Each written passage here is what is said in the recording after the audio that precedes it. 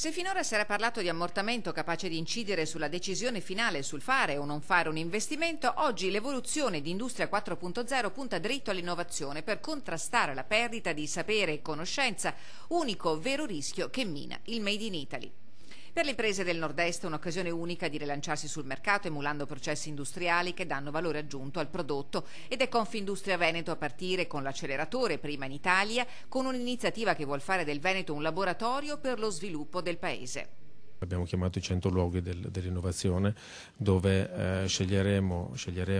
o chiederanno di essere scelte alcune realtà imprenditoriali di eccellenza che sentono di voler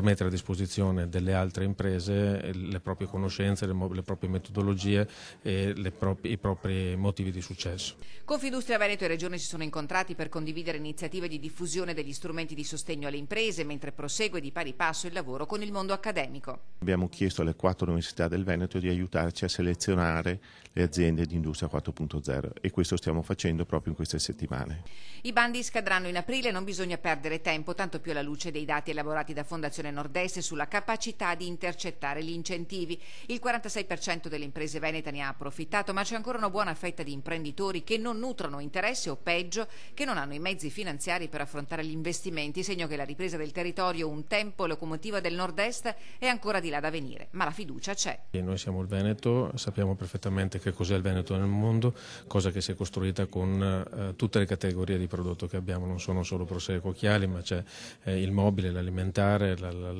insomma siamo un'eccellenza a 360 gradi.